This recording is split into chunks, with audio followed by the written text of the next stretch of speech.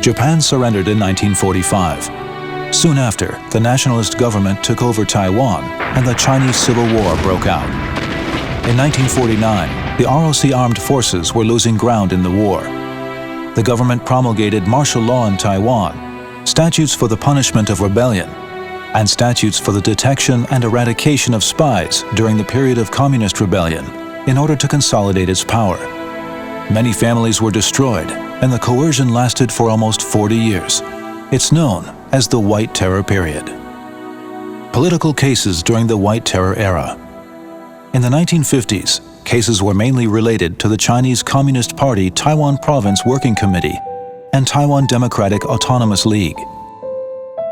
While in the 60s, they were mostly related to Taiwan independence activities.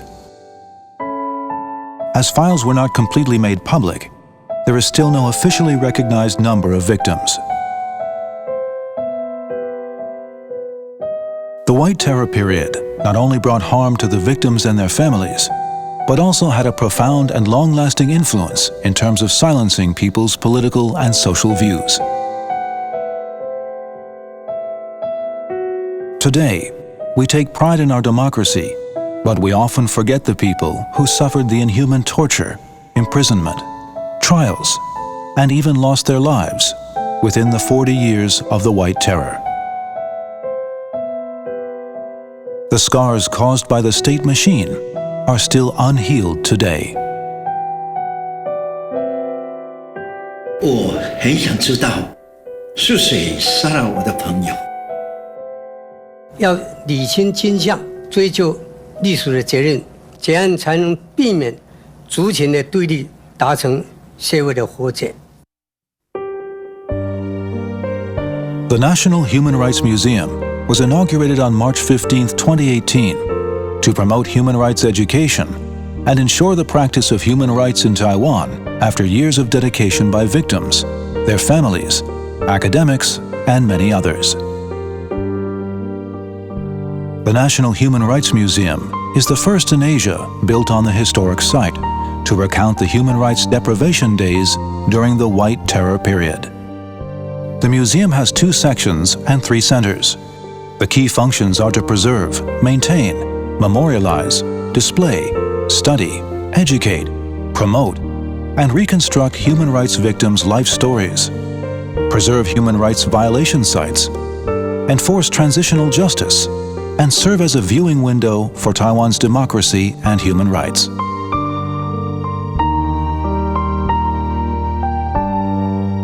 Under the management of the National Human Rights Museum, Green Island White Terror Memorial Park was a prison island, while Jingmei White Terror Memorial Park used to be a military court.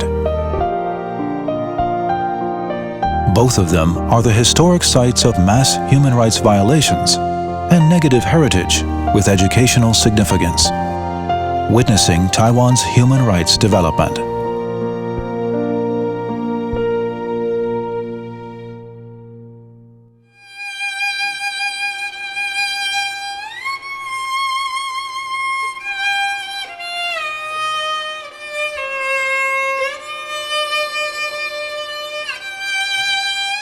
Jingmei White Terror Memorial Park is by Xindian River near Xiulang Bridge. Formerly, it was the military law school under the Defense Ministry. Since 1967, the Military Justice Bureau, Appeal Bureau, Military Justice Office of Taiwan Garrison Command and Detention Center moved in one after another. During the White Terror period, it's the place that the state machine used to detain, interrogate, prosecute, try, and incarcerate in lieu of a prison for political prisoners. White Terror relics here include Ren-Ai Building, Jingmei Detention Center, the First Court and Military Court.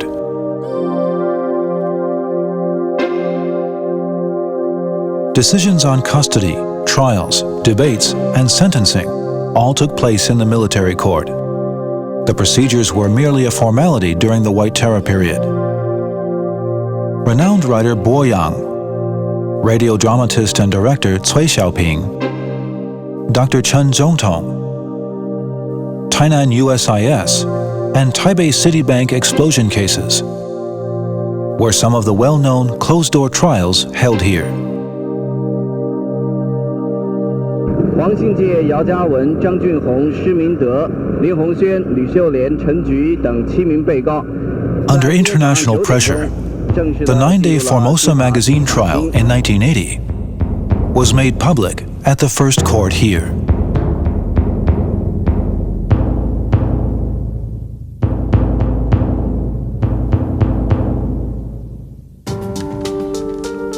(1984) Henry Liu case.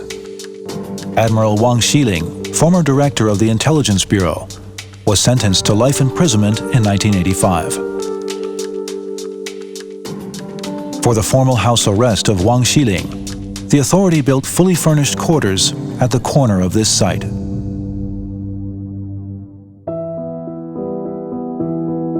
However, the living conditions in the Ren-Ai building, compared to the quarters, was a far cry from comfort. Built in 1968, this two-story building was surrounded by walls with barbed wire on top. All prisoners' activities were within the walls, in the cells, exercise yard, or factory areas. 这个铁门是真特别的一个铁门，任何一个人你要坐牢，都是经过这个铁门送入去押房。当时这个铁门呢，也是真敏感。 因为伫遐坐牢的人3更半暝若听到得开这个铁门，就知影伫要有人伫要枪毙啊！所以这个门只要有听到声，大家都有一个恐怖的感觉，所以阮叫做地狱之门。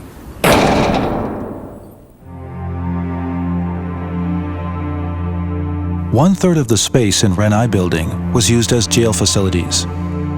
The walls of the solitary cell were covered with foam to prevent political prisoners from hurting themselves.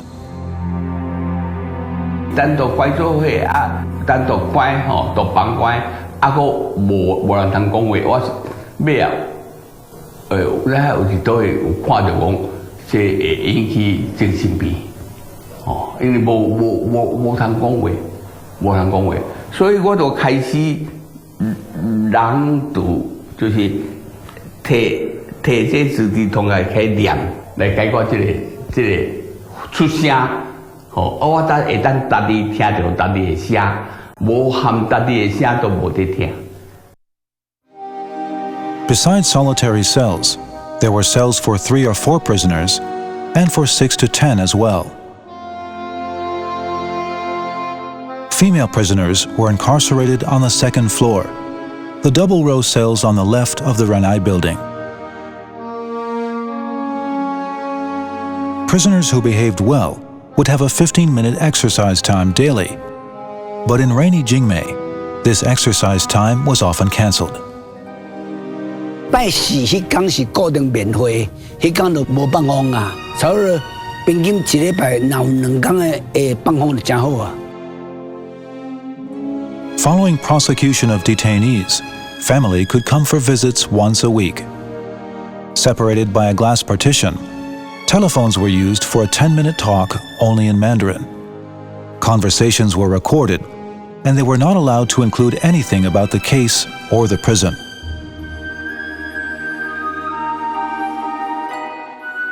Family members endured insults and misunderstandings. They were isolated, and in a sense were also imprisoned. 第一次来的时候，是小学6年级，然后叫号叫叶荣光家属的时候，妈妈就会牵着我跟弟弟的手进来，然后妈妈先讲话，妈妈讲完以后，爸爸就用手指我一下，就是换我。可是每一次我拿起电话，我就说不出话来了，想看到他，又怕看到他。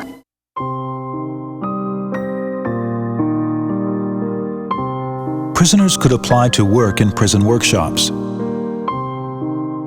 The workshops were separated from the cells. Besides commissary, medical room, dining room, and library, there were also a laundry section, a tailoring section, and a crafts factory as well.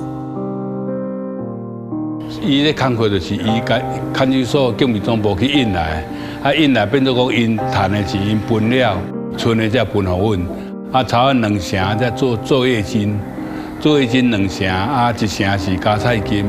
迄阵迄个警卫看守所的辅导官黄志成，甲阮遮外仔组一个乐队过年过节拢伫饭厅遮对着舞台表演。Names of prisoners in Jingmei leaked out several times in the 1970s, which drew the attention of international human rights societies and media. Heavy pressure was placed on the authorities as the government claimed there were no political prisoners in Taiwan then. 当时我伫遐医务室，1969到1979，咧做外野医生的时阵，根据当时的港啊刑法，每一个人进看守所都要经过体检的哈。那么我就利用这个跟每一个人体检的这个资料我就写在这个我们这个病历上比如说他是哪里人几岁犯的是什么罪或者是大概的案情。那个时候呢，我们大概有300多笔的一个资料那么我用那个纸抄起来，到我这个卸炸工厂那些外野菜园常常去收衣服到外面去的这个男友那么这些资料呢这个在我们当时要这个传到国外的时候呢，这非常有帮助。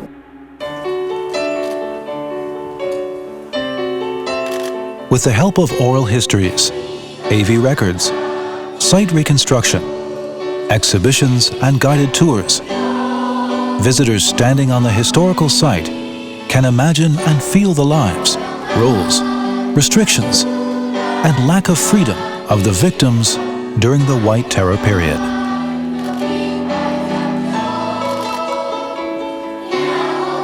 Jingmei White Terror Memorial Park opened on May 17, 2018. It is an important domestic and foreign human rights education platform. In the future, based on the victims' oral histories, the National Human Rights Museum will try to restore the historical tracks of every political prisoner to their appropriate time. The museum will also try to put together a fuller picture of the human rights violations during the White Terror period to reveal the truth, so the rights and reputation of the wrongly convicted victims can be restored and their dignity preserved, making it a base for the enhancement of human rights.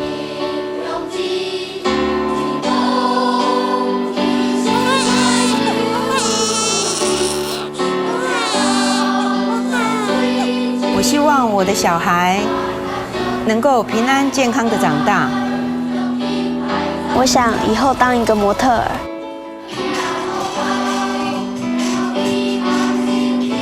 欢迎加入肉色。退休后，我想环游世界。虽然我85岁，我还想继续念书。